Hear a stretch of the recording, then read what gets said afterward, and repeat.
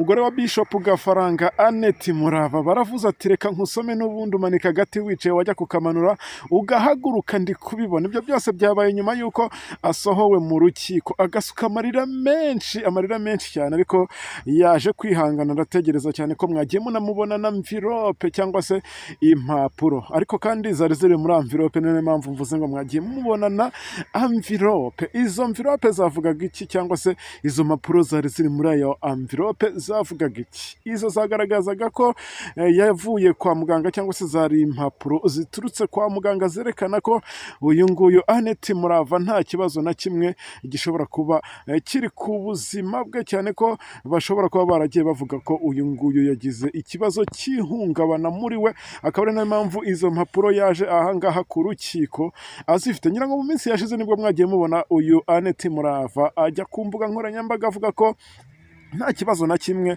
afitanye n'umugabo we, kandi murabizi ibyo uyu Gafaranga Bishop afungiwe ko harimo guhohotera uyu Murava Annette bashyingiranwe, harimo ubwo nyine ryahohoterwa rishingiye ku gitsina ndetse no kumuhoza ku nkeke. Ari nayo mpamvu rero ubwo ngubwo abayobozi cyangwa se urukiko ruba rwafashe ibi byemezo aho kugira ngo bamerere uyu Annette Murava kuba yakwinjira mu rubanza cyangwa se mu cyumba cy'iburanisha, aho uyu mugabo yararimo aburana n'ubundi. Nk'uko mwagiye mubibona uyu munsi bikaba byagiye binaba nanone mu muhezo. Ubwo murumva ko rero ni ibintu biba byagiye bituma abantu benshi berekeza amaso ahangaha. Birumvikana wowe ushobora kuba utageze ahangaha, tera agatebe ibi byose nyine mbikugezaho ugenda usobanukirwa neza uko byari byifashe ahangaha ku rukiko, kuko ngewe murabizi ko mba nagiye mbikurikirana gatanu ku kandi. Uyu mugore rero wa Bishop Gafaranga nibwo yasutse amarira hanze y'urukiko nyuma yo gusohorwa mu rukiko cyangwa se mu cyumba cy'iburanisha. Burya rero ngo agahinda ntikica kagira mubi koko. Uyu mugore wa Bishop Gafaranga yarize arahogora nk'uko nawe wagiye ubyibonera. Yaje kugaragara ahangaha ku rukiko ahetse umwana, aho bamwe bagiye bavuga bati none ko tubona ahetse umwana nk'umuzungu zayi turabigenza dute. Abandi bati disi Annette Murava yarahorose, tubanza ari ihungabana riri muri we. Abandi bati uyu ni wa musitari twari tuzi. Bibaho ntimukamutera amabuye rwose, kubera ko wenda niba ari we uwafashe iya mbere akajya gutanga ikirego, umugabo bakamuta muri yombi kugeza saa izi ngizi, n'ubundi akaba ari we uri gusubira inyuma ngo ajye kumusabira imbabazi. Ntabwo ibintu byo gukinisha inkiko cyangwa se ubuyobozi bijya bikora muri iki gihugu, ntibinashoboka.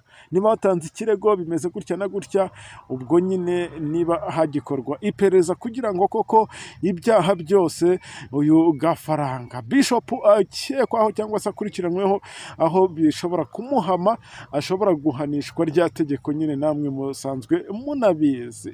Ndimo nkubwira ngo agahinda nikica kagira mubi. Uyu Bishop Gafaranga, ubwo ndi kuvuga uyu mugore wa Bishop Gafaranga, akimara kurira agahogora nyuma yo gusohorwa mu rubanza ruregwamo uyu mugabo we wari witabye urukiko rwisumbuye rwa Gasabo kugira ngo aburane ubujurire, nk'uko mwari mwagiye mubyibonera ku cyemezo cyafashwe n'urukiko rw'ibanze rwa Nyamata, rwari rwategetse ko uyu Gafaranga cyangwa se uyu Bishop Gafaranga ko yafungwa iminsi 30 y'agateganyo, ubwo ni 30 jours. Ariko kandi nyine yari yajure. Ni nayo mpamvu ibyo byose byatumye habaho kongera kuburanisha uyu nguyu Gafaranga icyo cyemezo cyangwa se ubujurire bwe muri rusange. Gafaranga rero akaba yaraburanye mu gitondo, cyangwa se yaburanye mu gitondo cyo kuri uyu wa mbere tariki 7 Nyakanga 2025, agasohoka mu rukiko afite akanyamuneza cyangwa se akamwenyu ku maso. Ngira ngo namwe muri kugenda mubyibonera, niba wenda atari ukwihagararaho by'abantu biki yavuga ati n'ubundi kamera ziri kundeba hatazagira umuntu unshishamo ijisho reka ndenzeho nseke. Wabonaga ko Gafaranga nyine bya bitwenge bye bitajya byiburira mwiroza mwipingu na dosiye ze mu ntoki. Babonaga afite akanyamuneza, yabonye na okaziyo zo kugenda asuhuza bari aho ngaho, ndetse agenda ababwira ko ameze neza nta kibazo. Ariko se umuntu uri hariya buriya aba ameze neza ra? mujye muri komenti mubimbwire. Ariko kandi ndetse kumwenyura k'uyu mugabo Gafaranga yagiye abwira abanyamakuru ati meze neza nimumfotore vuba vuba ndimo ndagenda. Uyu mugabo ya rero kandi yanagize umwanya wo gusuhuza abanyamakuru bari ahangaha. Ubwo birumvikana ko aba yagiye dutera yamba tubwira ati nubwo ndi isheni ariko izacika. Murumva ko nk'uko rero ibingibi byose ndi kugenda mbikugezaho byagiye bigaragarira ijisho rya buri wese, nk'uko byari byagenze ubushize cyangwa se nk'uko byari byagenze ubushize Gafaranga yaburaniye mu muhezo, aho yari afite umunyamategeko mushya, uyu nguyu akaba yitwa Bayisabe Irene. Icyakora nubwo uyu Gafaranga yasohotse mu rukiko ubona ko afite akanyamuneza, umugore we Annette Murava yahuye n'uruva gusenya Murava ntiyaje kwihangana cyangwa se ngo yiyumanganye, kuko uyu Murava n'ubundi nagiye mbikubwira ko atajanga ku rukiko wenyine, ahubwo yaje afite n'umwana mu mugongo, kuko yari ahetse nyine uyu mwana yabyaranye na Gafaranga. Uyu mugore kandi yari yitwaje cyangwa se yaje atwaye umuzingo w'impapuro zo kwa muganga zerekana ko nta gahinda gakabije yigeze agira, nk'uko rero yakunze no kubitangaza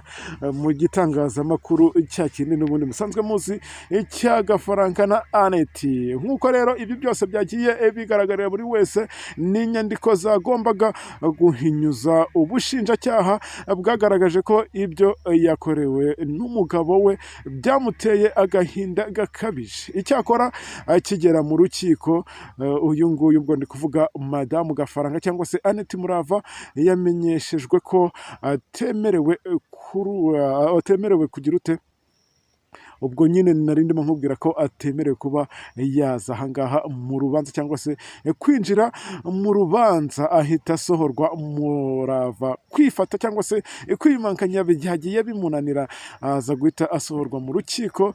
Ubwo bimwanga mu nda nyine kwifata byamunaniye, nawe ugenda ubyibonera cyangwa se ugiye ubyibonera mu mashusho nagiye nkwereka, yicaye hasi ararira arahogora. Ariko kandi aho azanzamukiye yahagurutse aragenda, ariko akimara kugenda yashyize akaboko ku gahanga ke, nk'uko muri kugenda mubibona, ubona ko rwose uyu nguyu Annette Murava yashobewe.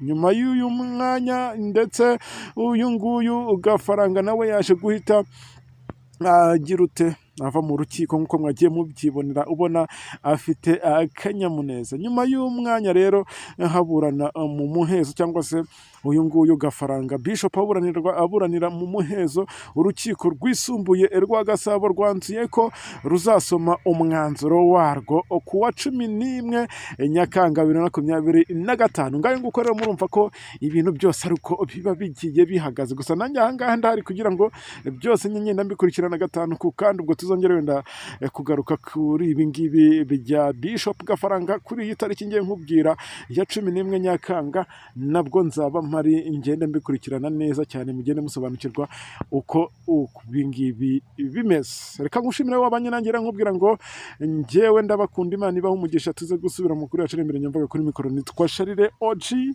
asante sana.